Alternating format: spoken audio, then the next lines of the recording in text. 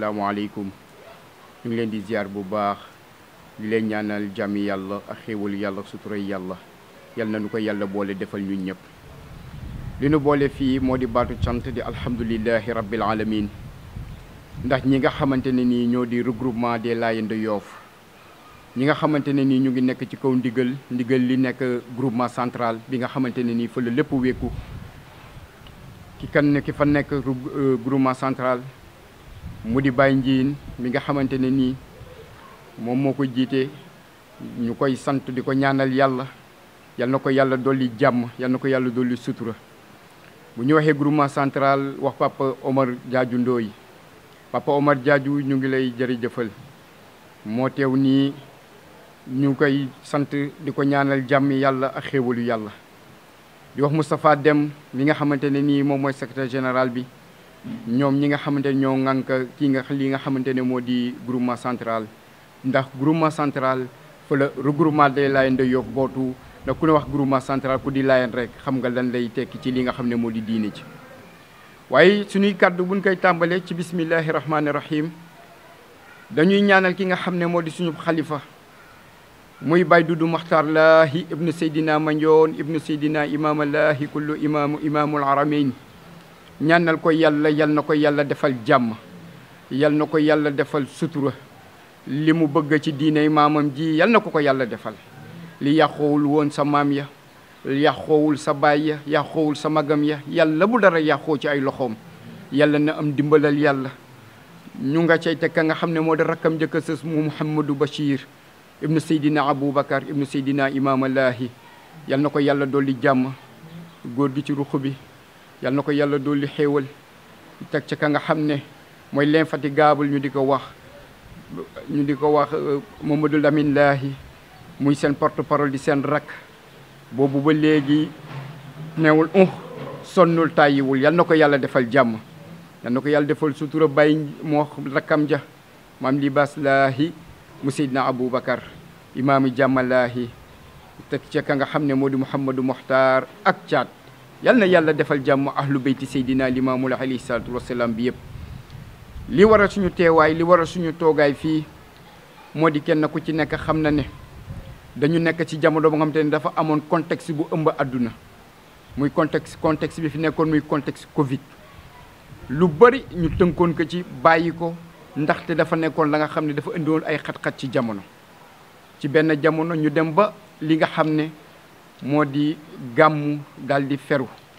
te ku wax gàmmukat sañoo ko wax te tuddoo kër Seydina Limaamulaahi alayhi salaatu wasalaam moom mi wax ne mën a démb mën a tey loolu bi mu amee ci benn temps bu record groupement central épaulé ñu jàppale ñu ci seen ndigalu kilifa ndigalu sanga yi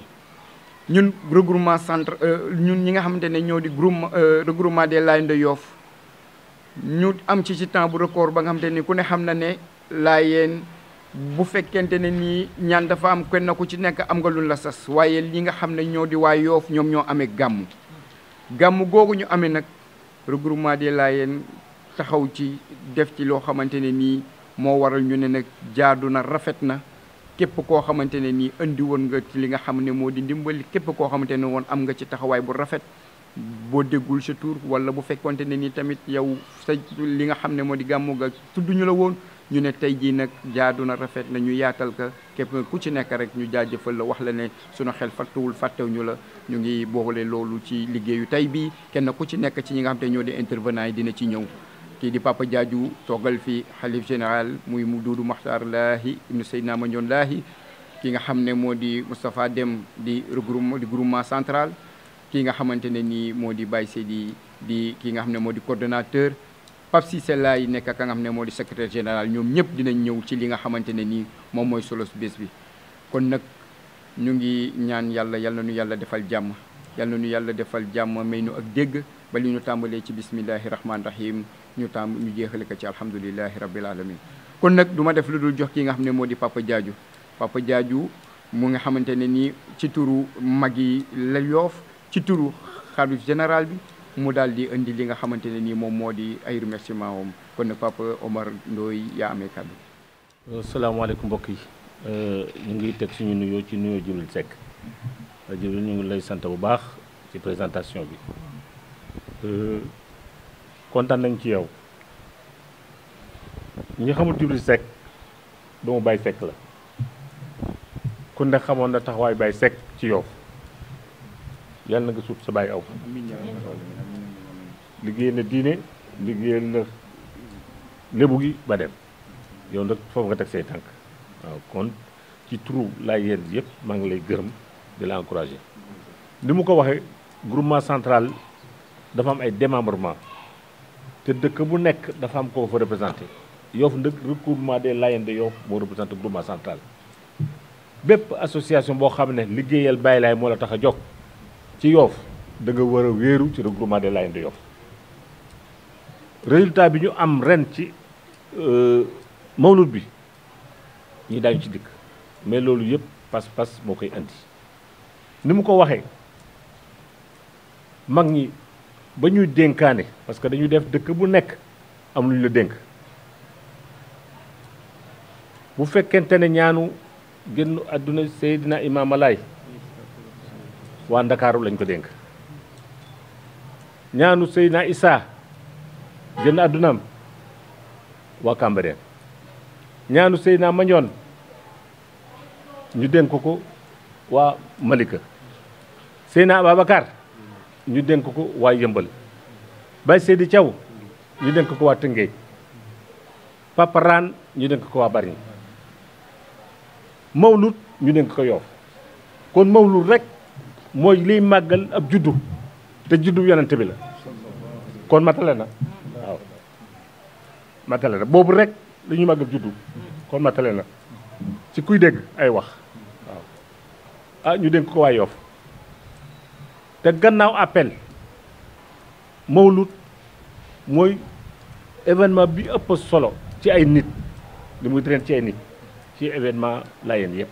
ñu dénk ko Yoff xale yi ndëg yor ko ñun ay mag lañu dañu leen di accompagner rek casquette bi may waxee casquette u président groupement central la waaye yàlla de suite ma nekk représentant du xalif ay Yoff regroupement des Layènes de Yoff may seen président mais xale yi lu dox ñoo ko doxal lu dox ñoo ko doxal dañ ne si gannaaw rek di leen poussé ah ñoom danañu invité waa Yoff gépp bàyyi si dina ci ñëw xam ne mbir mi du mbiru Layène rek mbiru Yoff gépp la bàyyi si bu ci yegg see dana leen wax ak ay précision yu wér lu tax muy nekk mbiru Yoff wax bi daal du mën a gudd parce que point de presse la xanaa la ma cee wax rek mooy bu ñu paree ku ci am lu la lënt boo posé question daañu la ci tontu asalaamaaleykum kon Seck ma delloo la kàddu nga dog ki nga ko war a jox bismillah. Papa Omar Ndoye laay jërëjëf na nga ko waxee rek yàlla na nu yàlla may ak dégg kon nag duñ ci teg lu dul jox ki nga xamante ne nii moo di Moustapha Deme Laye Moustapha Deme Laye mooy secrétaire général groupement central Moustapha Deme yow yaa yore kàddu. bismillahi rahmaani rahim alhamdulilahi rabbil alamin allahumma salli ala sayyidina muhammadin wa sallam ginnaaw bu ma sant yàlla julli si ñantaam bu tedd bi Seydina Limaamullahi Maadil al Muntazar maa ngi jël sama nuyoo sama ziar teg ko ci loxoy Baye Ñin Teew bi nga xamante mooy responsable moral bu groupement central mu jotut ñu ko xalif bi di Seydi Mouhamadou Mokhtar Lahi ibnu Seydina Mandione ibnu Seydina Limaamu Lahi alayhi salaatu wasalaam jëlaat beneen nuyoo di ko teg sa loxo ki nga xam ne mooy président groupement central di Seydina Omar Ndoye Diadiou yal na ko yàlla yàggal si poste bi jël nuyoo bu di ko su loxo mu wasaareel ñu ko si localité Layène yëpp fépp bu fi ab représentant Layène nekk yal na ko yàlla jàppale yal na ko yàlla aar yal na yàlla dimbali di nuyu rakki xalif bi ñoom ñëpp di nuyu waa Yoff di delluwaat di nuyuwaat ki nga xamante ni mooy yor kaddu gi Yoff ci communauté Layène muy Omar Ndoye Diadiou yal na ko yàlla sàmm liggéey bi nga xamante ni sumb na ko yal na ko yàlla yeggal daanaka bi mu jëlee kaddu ñun amutoon lu ñu fiy teg ndax mooy kilifa gi waaye cërale rek ak fekke ak bëgg ñu sànni si kàddu rek moo tax mu jox ñu kàddu. groupement central nag comme ni mu ko waxee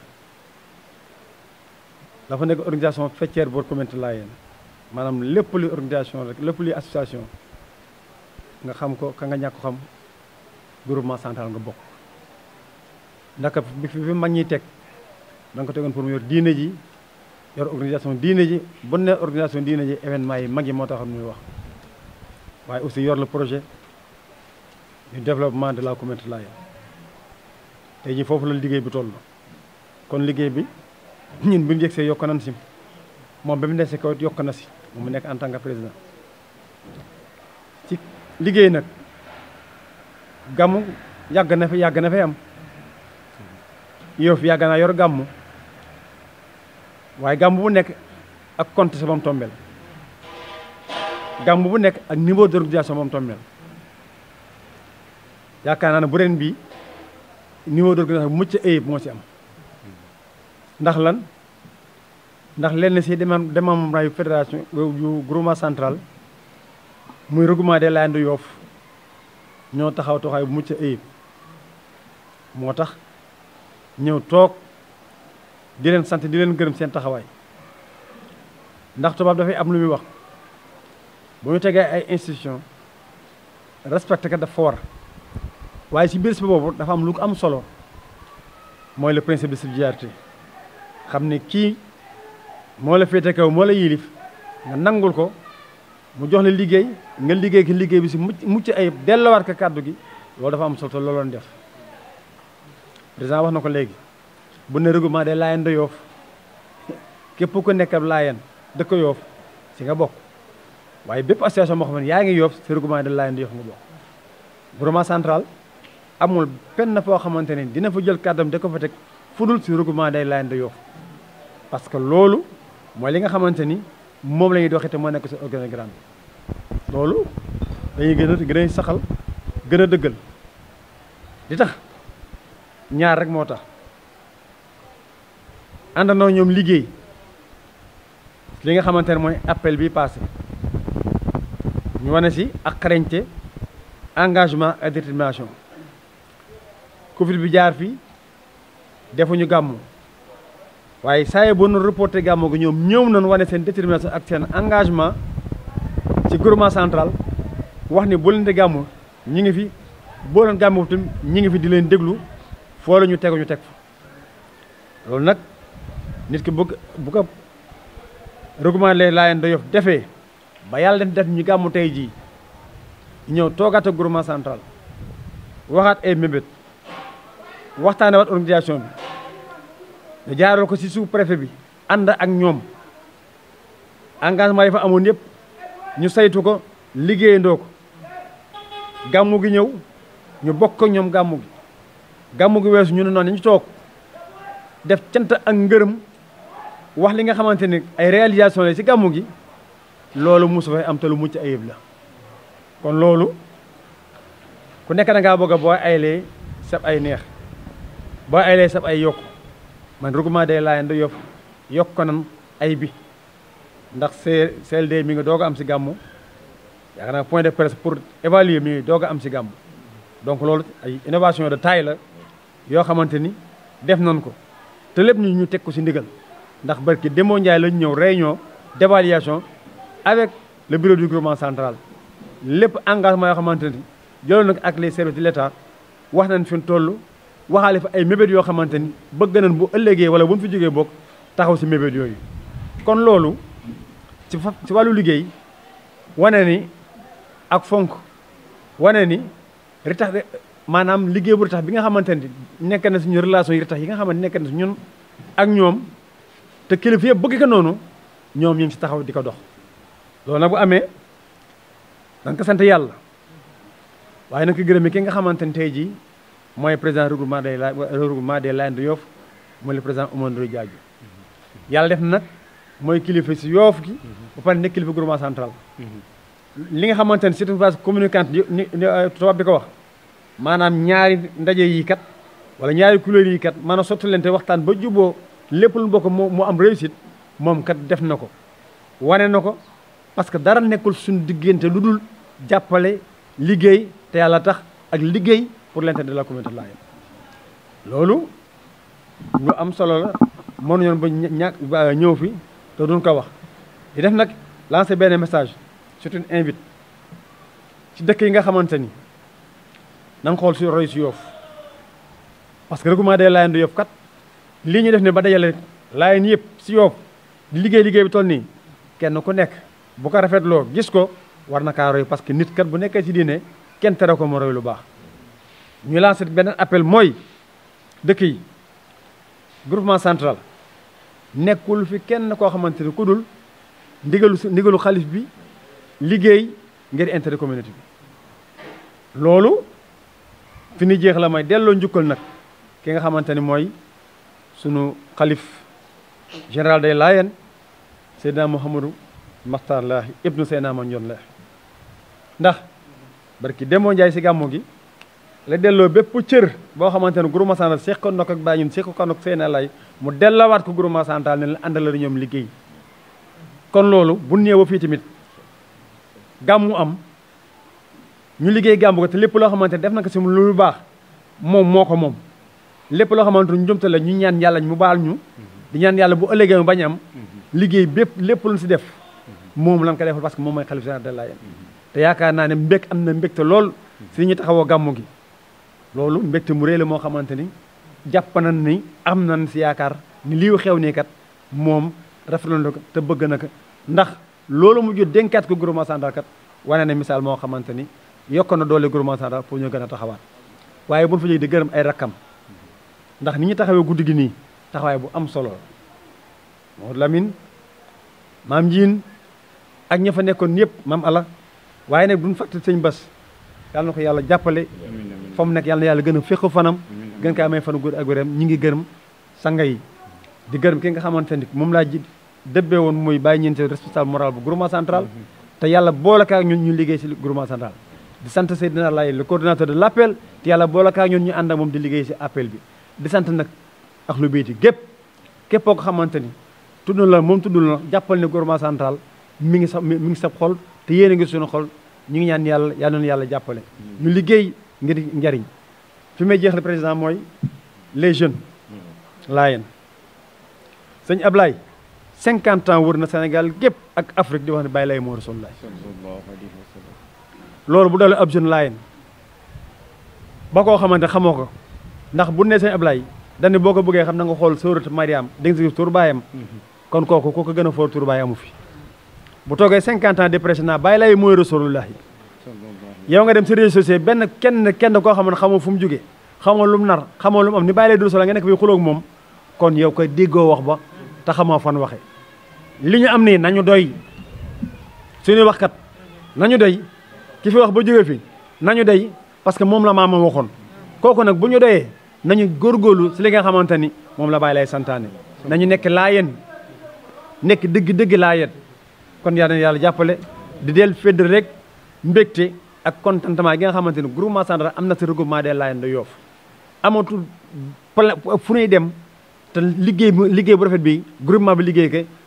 ñoom lañ teg suñu kanam te loolu moo fa mos a am kon yal na yàlla jàppale di nuyu ñëpp di sant ñëpp bu ñoo juumee nag ñi ma yónni ñoom mat nan maa mi doon jotal maa manqué may ñaan njéggal yal na yàlla jàppale allahumma salli ala sayyidina muhammad rasul jërëjëf Moustapha yal na yàlla barkeel kàddu yi rafet na kàddu yi dal na kàddu yi tegu na ci yoon ñuy récapituler di wax ne li nga xam ne moo ñu fi dajale muy sunu point de presse bii nga xam ne moom la ñu amee ak ñi nga xamante ne nii ñoom lañ ko séqal ngir li nga xamante ne mooy dellu ci li nga xam ne moo nekkoon li nga xam ne moom la ñu weesu muy gàmmu gi nga xam ne mooy édition 2021 ci ndégalu sunu xalif général Baye Doudou Makhtar Lahi léegi nag ki nga xamante ne nii moom moo di Pape Cissé Laye muy secrétaire général Pape Cissé Laye gàmmu gi groupement des Layènes de Yoff ànd ko ak ñi nga xam ne ñoo di groupement central dañ ci amoon ñu ñu diggaaleel am ñun ci waxaloon am ñun ci séqaloon kenn ku ci nekk ñu bàyyi la nga dellu ci li nga xamante ne nii mooy la nga seexoon ak ña nga xam ne ñoom nga doon jëfandool guddi googu ngir kenn ku ci nekk la nga xam ne moom nga ca jëf ak la nga xam ne moom nga ca def ñu bàyyi la nga indi sa kaddu ci li nga xam ne moo di kaddu cant ak ngërëm. bismillahi rahmaani rahim. aoudu billahi min asheytaani rajim. laa xawla wala quwwata illa billahi al-aliyyil azim. mbokku tedd yi nga xam ne yéen a ñuy seetaan à travers les médias ñu ngi nuyu ñëpp di ziar ñëpp di baalu àq ñëpp di masawu ñëpp coono yi di ñaan yàlla ñu yàlla boole jéggal ci barke Seydina Limaamu alayhi salaatu wassalaam. suñu jotaayu tey bi li ko waral wax dëgg yàlla dafa dogal ñu jóge ci programme bu mucc ayib muy Mawlidu Nabi bi nga xam ne yàlla dogal na groupement central teg ko ci loxo yi regroupement des Layènes de Yoff ñu téewoon ko ci suñu fukki loxo bokk na ci lu tax ñu am réussite bu ñu toll wax dëgg yàlla li ñu def te comprendre que mooy mbirum regroupement des Layènes de Yoff dafa di mbirum képp kuy ab Layène te dëkk Yoff di it képp kuy ab Layène te mbirum mawlud ñor la nga bëgg lépp jaar yoon moo waral ba li ñu njëkk a def ci édition ren bi mooy délocaliser suñu siège bi nga xam ne mu ngi nekk kër président Papa Omar Ndoye Diadio Laye ñu yëkkati siège bi indi ko biir Jàmmalaay woo si toutes les forces vives ñi nga xam ne ñoo nekk ci Yoff moo xam ngay association moo xam ngay daayira moo xam bépp mouvement boo xam ne yaa ngi yëngu ci diine ji mu doonoon invitation boo xam ne alhamdulilahi rabbil alamin wuyu si nañ ñu ndax bépp décision boo xam ne jël nañu ko ci à travers réunion yi nga xam ne moom lañ doon def Jàmmalaay la génnee bokk na ci innovation yi nga xam ne am na solo lool te ñu gis ko ren ci mawlud bi bokk na ci le CLD bi nga xam ne muy comité local de développement bi nga xam ne yàlla dogal na mu doon loo xam ne c'est la première fois mu am dans l'histoire de l'organisation du Gamou à Layène ñu ci gërëmee wax dëgg yàlla taxawaayu groupement central ndax bépp correspondance boo xam ne waroon nañ ko def jëmale ko ci taxawaayu CLD boobu ñoom ñoo ko itteewoo ñoo ko aajowoo def lépp lu ci war ñun distribution rek lañ ci def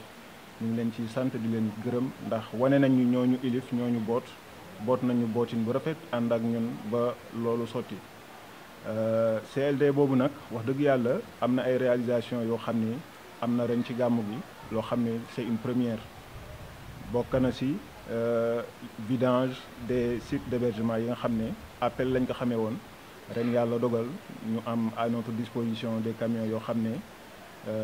kër yu bëri ci yi nga xam ne dañuy am ay gan bideel nañ leen seeni toilette muy une première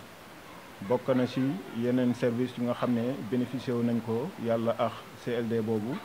muy taxawaay bu am solo boo xam ne it service d'hygiène taxawee na ko ndax dañ jël campagne boo xam ne du 11 au 18 ñu nekk à la disposition du comité d'organisation wax dëgg yàlla def ay sensibilisation sur l'utilisation des mains def aussi ay saupoudrage maanaam dëkk bi ñu pompé ko dem kër sang yi désinfecté wax dëgg yàlla muy liggéey bu mucc ayib aussi boo xam ne ñu ngi leen ciy sant di leen ci gërëm niki noonu waa Senelec comme nañ ko baaxoo defee wax dëgg yàlla taxaw nañ taxawaay bu am solo waa Sonatel aussi ñëwit yokk lañ daan def ndax defal nañu 2 descentes pour la retransmission en direct de l'événement sur internet loolu aussi muy ay services yoo xam ne yàlla ak CLD bi la niki noonu mënuñoo ñàkk lim taxawaay bi nga xam ne waa Philippe Maguilène Senghor def nañ ko ci leen jiite di docteur Diop wax dëgg yàlla mu ñu amoon fi aussi pour une première une antenne médicale mu defal ñu ay dons de médicaments à titre gratuit def fi ay consultations gratuites loolu yëpp wax dëgg yàlla muy ay réalisations yoo xam ne am na grâce au CLD bi nga xam ne tenir nañ ko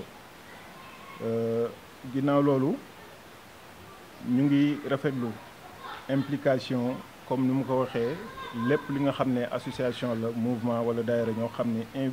répondre nañ ci invitation bi ñooñu aussi ñu ngi leen ciy sagal xam naa dinañ ci ñëw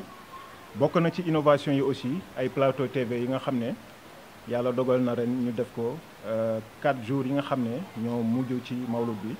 ñu àndoon seeg les groupes médias yi nga xam ne ñoo nekk ci communauté Layène ñu defoon fi ay plateau TV bu si njëkk ñu jagleeloon ko comité d'organisation bi pour une communication sur le Mawlud mu doonoon communication bu am solo aussi ñu toftal si yeneen plateau yoo xam ne dañ si defoon thème idée générale bi doonoon gàmmu ci yonent bi muy loo xam ne wax dëgg yàlla ay innovation yu am solo te ñaan nañ yàlla bu déwénee ñu teguwaat fi nga xam ne moom la ñu tegu ren. beneen bi moo di écran yi nga xam ne gisoon nañ ni taaraloon na bërëb bi lool muy les écrans jour mu doonoon au nombre de 4 ñaan nañ yàlla édition yi di ñëw incha allah ñu yokk nombre bi ndax mbooloo mi nga xam ne yàlla dogal na mooy ñëw ci mawlud bi mucc na ayib ba écran yi lu mu gën a bari di gën a baax ci mbooloo mi incha allah. ginnaaw loolu bu ñu noppee ci point yooyu dañuy def remerciement ndax yàlla dogal na comme ni ñu ko tijjee ci samay kàddu mbir mi bu xësee tollu fii réussite bi nga xam ne am nañu ko yàlla ak ñi ci jàpp tax ba tax na mënuñoo ñàkk remercier ñi nga xam ne wax dëgg yàlla ñoo ñu may réussite bi nga xam ne am nañu ko ci mawlud bi. ñu ngi gërëm bu baax monsieur Tahirou Sarr ndax daf ñu dalal këram wax dëgg yàlla yëkkati enveloppe bu 10 millions jox ñu ko ngir ñu financer mawlud bi donc loolu ñu ngi ko ci sant di ko ci gërëm di ko ñaanal yàlla na ko yàlla fay gën ñu fay ci barke Seydina Limaamu alayhi salaatu wassalaam. ni ki noonu ñu ngi gërëm aussi monsieur Abdoulaye Diouf Sarr moom it dalal nañu yëkkati enveloppe bu 10 millions jox ñu enveloppe bu 4 millions autant pour moi booli si ñetti nag ñu ngi koy sant di ko gërëm. ñu ngi gërëm aussi monsieur Mamadou Faye DG Petrosen moom it participé na à hauteur de 500 000 francs. ñu ngi remercier aussi association booloo liggéey quartier Layène muy ay doomi Layène yoo xam ne ñu ngi ci diaspora bi ñoom it participé nañ à hauteur de 500 000 francs. ñu ngi gërëm aussi di sant waa AIS muy association des Yofa de l'extérieur et sympathisants ñoom it participé nañ à hauteur de 500 000 francs. ñu ngi gërëm aussi le groupement central des Layènes comme ni ñu ko baaxoo defee dénkuñu ñu rek mawlud bi bàyyi ñu noonu ñu dem ak suñuy loxo at mu jot dinañu subventionné ren aussi jox nañ ñu une enveloppe de 500 000 francs. ñu ngi gërëm aussi mairie de Dakar ci seen taxawaay wax dëgg yàlla mënuñu gërëm mairie de Dakar te tudd Seydina Issa Laye Samb wax dëgg yàlla moom it taxawaayam rafet na lool ci regroupement bi xam naa dinañ ci ñëw ci perspective yi. ñu ngi gërëm aussi madame le sous-préfet des Almadies ndax wax dëgg yàlla CLD bi bu xësee taxaw yàlla ak mooma ndax correspondance yi nga xam ne moom la ñu bindoon moom moo ko appuyé au tous les services étatiques ñu ñëw engagement yi nga xam ne jëloon nañ ko ci CLD bi moom fexe na ba def le suivi moom personnellement def na descente di xool fa la réalisation yi tollu ñu ngi ko ci sant di ko ci gërëm. ñu ngi gërëm aussi le haut commandant de la gendarmerie nationale di gërëm aussi le lieutenant-colonel Abdou Mbeng ndax wax dëgg yàlla moom it taxawu nañu rawatina ci barrière yi nga xam ne sollicité woon nañ ko au niveau de la gendarmerie nationale moo appuyé suñuy demande booleeg di ñuy saytu saa su ne di xool fa la mbir ñu toll ñu ngi ko ci sant di ko gërëm. ñu ngi gërëm aussi la brigade nationale des sapeurs pompiers ndax loolu aussi bokk na ci innovation yi ndax dañ doon def mawlud daaw ñu gis sapeur pompier Croix-Rouge rek lañ daan am. ren nag yàlla dogal na am nañ fi benn contingent des sapeurs pompiers ànd ak benn ambulance pour parer à d'éventuelles situations bu fekkee ay incident wala yooyu nar na fi am. ñu ngi gërëm aussi waa UCG di gërëm waa ONAS waa Sonatel waa Sénélec di gërëm monsieur Ibou Seyni Seck bu Sénélec di doom ci kër gi moom it tax na ci taxawaay bu am solo di gërëm docteur Diop ak équipe am yëpp waa Philippe Maguilène Senghor waaye ñu ngi gërëm aussi Baye Ndiine Thiawlaay ci taxawaayam ci gàmmu gi. comme ni mu ko baaxoo defee at mu nekk di gërëm aussi mbooleem daayira mbooleem quartier yu ci Yoff ci seen taxawaay ñoom it ci mawlud bi di gërëm aussi association yi nga xam ne wax dëgg yàlla wuyu si nañ ñu jàpp ci liggéey bi muy association liggéeyal Seydina Limamou Laye association vision 129 association Akhlul Kiram Jàmmalaay sécurité groupe Bâche groupe Sono et éclairage les Xaagaan de Yoff les Xonq Bopp de Yoff les groupes de médias Nourul Mahdi Jàmmalaay TV Jàmmalaay Events Layène Digital Sénégo waa Sodan Layène News Xadra bi Yoff TV Yoff Média Info Ngor Plus ñii mooy ñi nga xam ne mënuñu leen a ñàkk gërëm di gërëm aussi mbooleem li bonne volonté yi ndax yàlla dogal na mënuñoo lim ñëpp mais gis nañ seen taxawaay képp ku ci dugal ab dërëmam yàlla na la yàlla fay gën gi fay ci barke Seydina Limaamu alayhi salaatu wassalaam gannaaw remerciement yi dañuy ñëw présenter li nga xam ne moo di bilan financier bi ci li nga xam ne moom la ñu liggéeyee mawlud bi donc boo dajalee li nga xam ne dugg na fi ci wàllu soutien yi nga xam ne dugg na fi ci bonne volonté yi association booloo taxawu quartier Layène nag ñëpp ñi nga xam ne dugal nañ seen loxo ci gàmm gi ñu ngi am une somme totale de 20,650,600 francs 20,650,600 francs mooy li nga xam ne yàlla dogal na ñu dugal ko ci gàmmu gi ci 20,650,600 francs yooyu boole nañ ci aussi li nga xam ne mooy l'estimation des dons en nature mooy nag yi nga xam ne may nañ ñu ko ak ndox yi loolu yëpp boo ko boolee day doon 2,143,600 mu ngi ci dans les 20 millions 600 mu ngi ci dans les 20,650,600 bu ñu ñëwee ci wàllu dépense yi li ñu dépensé lépp ci mawlud bi mu ngi toll ci 9,907,100 francs boo ko détaillé rubrique bu nekk boo jëlee restauration ñu ngi ci dépensé 3,390,000 francs les dépenses de la logistique mu ngi toll ci 2,724,500 francs l'appui au marabout muy ziar bi nga xam ne defoon nañ ko mu ngi toll ci 900,000 francs la communication ñu ngi dépensé 749,000 francs nga jël l'estimation des dons en nature muy 2,149,600 francs ce qui fait que le total des dépenses s'élève à 9,907,100 francs gannaaw ba ñu defee réunion bilan commission restauration ñoom dañoo dese woon un montant de 34,400 francs 34,400 francs yooyu bu fekki jee 10,743,500 yi nga xam ne mooy woon le solde à la date du 18 octobre dafay toll ci 10,777,900 donc à ce jour après l'organisation du Mawlud ñu ngi dese la somme de 10,777,900 francs yoo xam ni moo des ci li nga xam ne moom la ñu organiser Mawlud bi ci wàllu perspective nag liñ ci wax moo di ginnaaw ba génn nañ ci Mawlud beeg jàmm ñu ngi ñaan yàlla fekkee ke waaj déwén incha allah tey ñaan ñëpp ñu waajal li nga xam ne moo nekk suñu kanam muy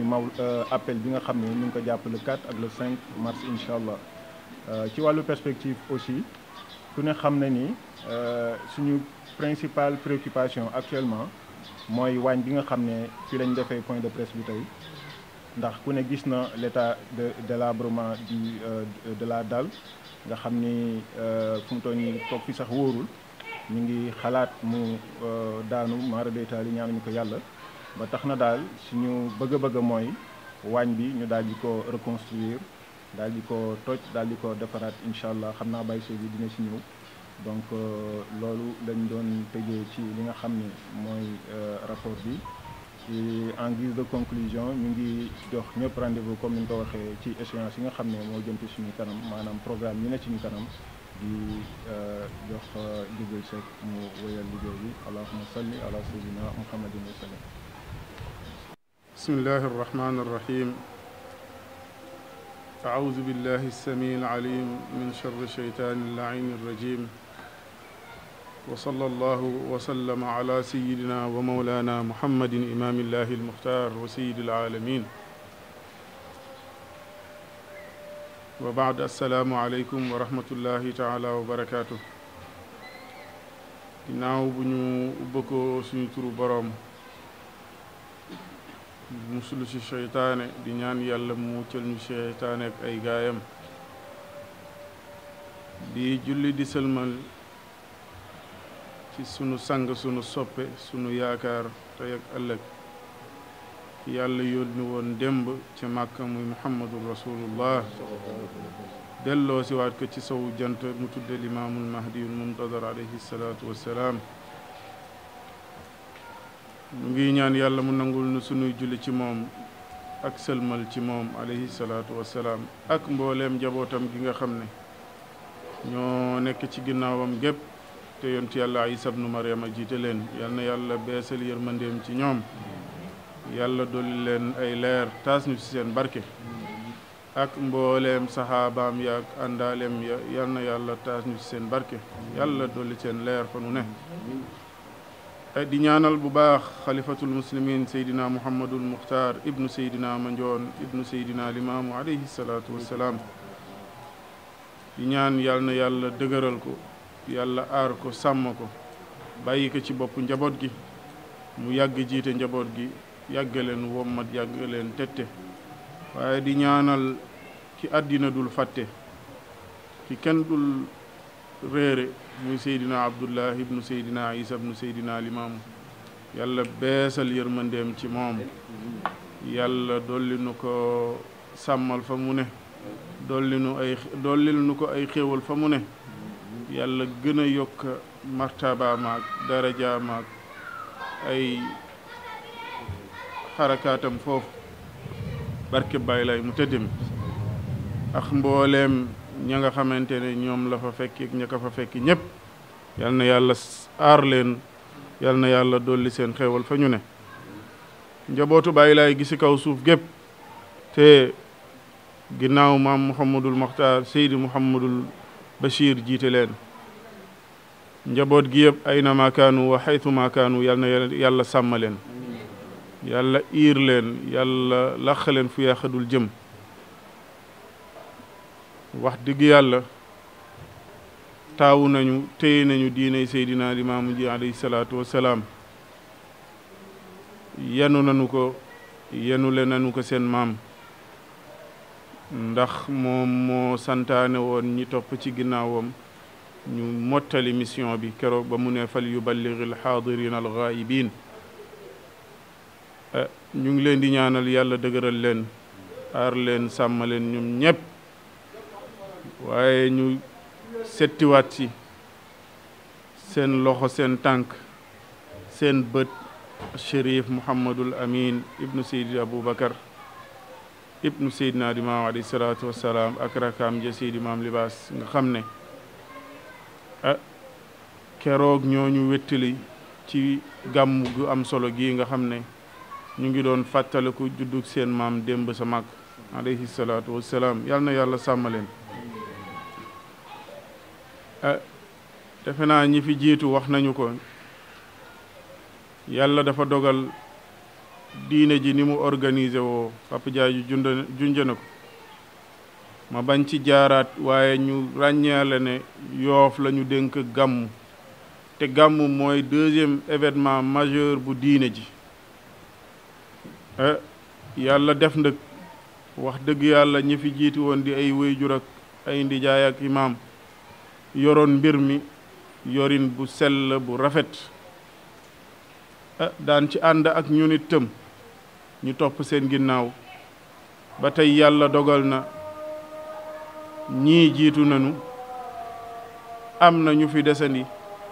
am na ñoo xam ne it yàlla dogal na ñu wéradi yal na yàlla wéral leen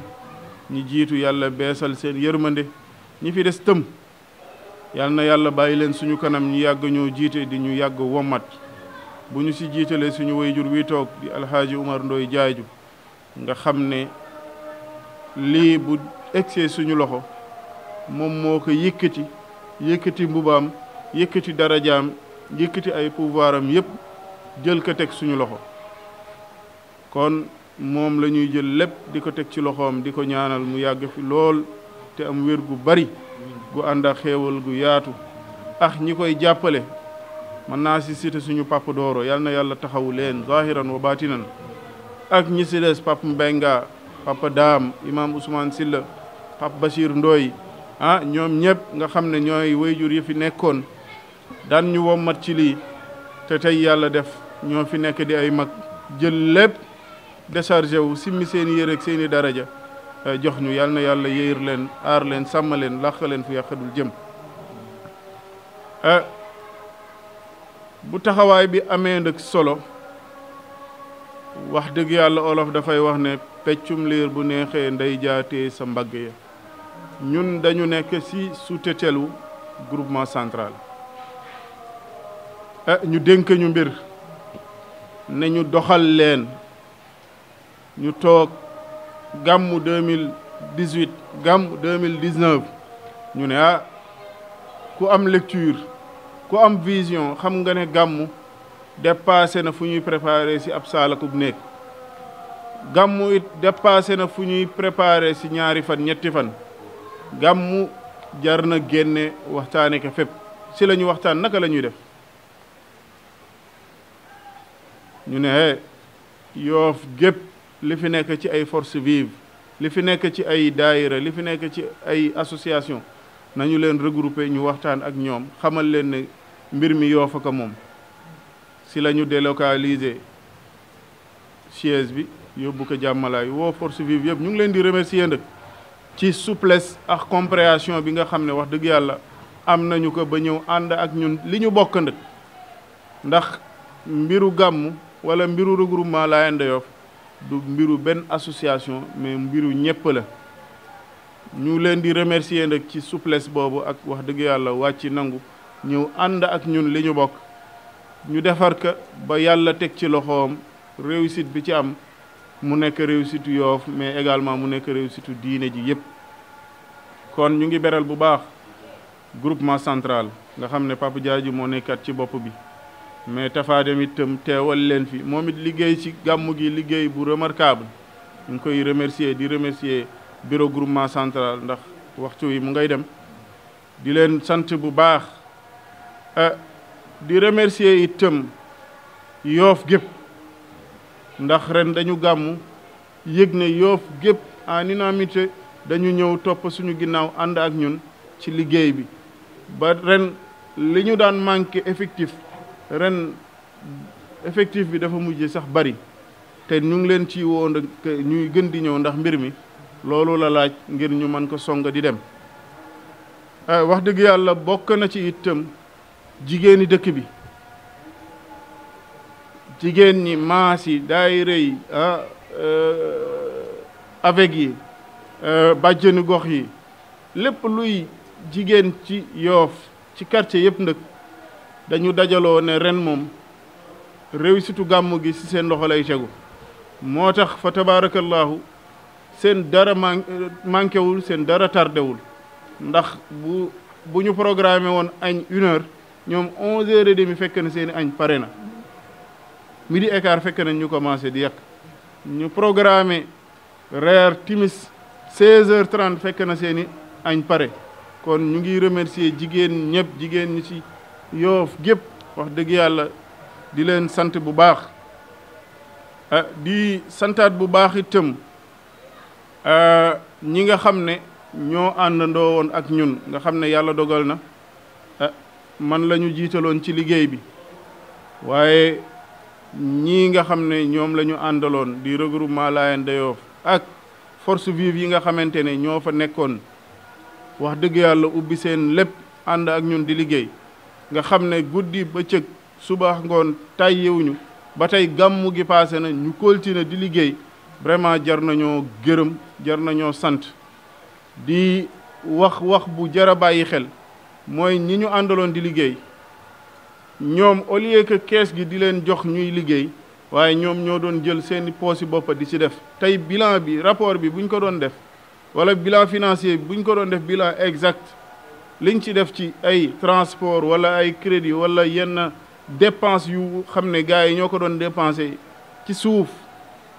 te boolewu ñu ko ci rapport bi suñu 10 millions yi 12 millions yi dina teg ndax ku ci nekk yaa doon jël sa alal fu ñu war a def dara nga jël def sans pour autant nga xaar kees gi jox la wala kees gi def ci yow kon vraiment jar nañoo gërëm jar nañoo sant bàyyi seen lu ne bàyyi seen kër bàyyi seen lépp ku ci liggéey sax yaa ngi yàkkamti daw dellu sewaat ngir ñëw nekk ci terrain bi kon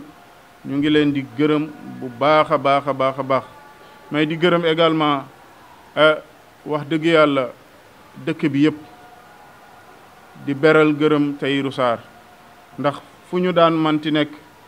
di wër ngir mën a financer gàmmu gi moom un seul coup daf ñu déchargel poids bu diisoon suñu kaw kon ñu ngi koy ñaanal bu baax ñaanalit bu baax itam Ablaye Diouf Sarr def na ci taxawaayam moom itam bu am solo non seulement keroog ci CLD bi teew nañ fa jël ay engagement respecté engagement yi waaye jël na it lu tolloog 4 millions ak ñetti nag jox ñu kon ñu ngi leen di gërëm itam mairie Dakar nga xam ne madame le maire Soham Wardini moo fa nekk à travers Baye Seydi mi nga xam ne njaboot la ci kër gi waaye doon liggéey ak moom mu andi ay jàppale yu am solo si gàmmu gi wax dëgg yàlla gàmmu gi yàlla def nañu organiser ko ci bismillahi rahmaani rahim génnee ci alhamdulillahi rabbil alamin message bi Tafa joxe sànq laay joxe rek mooy dëkk bi diine ji njaboot gi jeunes yi ñu ngi leen di woo ci lu ñu bokk ku ci nekk foo nekk rek jàppel ne lii sa yëf la jàppel ne regroupement Layène de Yoff liggéey bi muy liggéey yow yaa ko waroon liggéey dañuy woo ñëpp ñu bokk ànd liggéey ko ngir ndamal diine ji ma wax leen ni message bi nga xamante ne mooy message fort bi ñu bëgg a joxe mooy Seydina Limaamu alayhi salaatu wassalaam képp ku nekk ci ñun da nga ko amel bor bi mooy moom matal na wàcce na def na liggéeyam ba mu mat daal dina jotal leen ma wax naa ko sànq fal yuballighi alxaadirin alghaibin ku ci nekk ci ñun dëkk devoir la ak droit la ci yow nga liggéeyal diine ji ku ko ci deful rek boo ñëwee Seydina Limaamu alayhi salaatu wassalaam dina la interroger ne la sama mission fan nga ci taxawe woon kon ñu ngi invité ñëpp que ñu ñëw jàpp ci liggéey bi ànd ndax diine ji keneen du jóge feneen di ñu ko defaral ñun njaboot gi ñun diine ji ñoo ko mën a defaral sunu bopp li may tëjee mooy waañ wi nga xam ne fi la ñu ne dañu am yéenay defar ko incha allahu bëgg nañ le 13 bii di ñëw ñu daje fi ngir màbba ko lépp defaat fi fondation R+3 wala R+4 pour yëkkati ko def ko ay niveau yu am solo incha allah def ci suuf péréwo nga xam ne dinañ fi mën di togge dëkk bi itam xam ngeen ne xew yi fi am yëpp fi la ñuy togge ñu ngi ci woo ñëpp bu ko defee ñu mën ko organiser ba mu baax loolu nag ñu ngi ciy invité ñëpp képp kuy ab jullit ci dëkk bi képp kuy ab laayeen képp koo xam ne yaa ngi ci diine ji vraiment ñu ngi lay demander boo mënee ñëw nga jàpp si soxlaawuñu nag ngeen andi xaalis ku am sa saaku ciment andil ku am sa 100 kilo fer andil ku am sa tonu ku am sa béton andil ku am leneen andil incha allahu dinañu ko démarrer lu ñu ci waay fekk ñu àndandoo ak moom dem di ñaanalaat bu baax ñëpp di ñaanalaat tam diine ji yëpp force vive yi nekk ci diine ji yëpp ñu ngi leen di gërëm force vive yi nekk ci diine ji yëpp ñu ngi leen di gërëm waaye di beral ngërëm bu baax Baye Seydi Samb ndax bi ñu nisaree avant gàmmu gi lañ bëggoon daaneel dal bi ngir liggéey ko moom moo ñu njëkk a toppatool som bu am solo pour ñu démarrer ko bu ñu ñemee ne dañu koy song rek moom moo ñu ubbil bunte bi kon ñu ngi koy gërëm di ko ñaanal bu baax yàlla na ko yàlla taxaw di ñaanalaat bu baax groupement central ñu wax ko Papa Diadio jiite leen vraiment épaulé nañ ñu puus nañ ñu secondé nañ ñu ñemeloo nañ ñu yàlla na yàlla may leen tawfiq presse bi tam ñu ngi leen di remercier ñi ñëw ak ñi ñëwul ñëpp ñu ngi leen di remercier ndax bu communication bi eggee fenn fi rek ñoom la ñu ngi leen di remercier suñuy kàddu nag lu ci dëng wala lu ci matadi ñun la waaye ñu ngi sant ñëpp li may mujjeel mooy ñu ngi gërëm mbooleem association imam et ulama de Yoff ñu ngi leen di gërëm waaye di ci beral imam Ibrahima Baas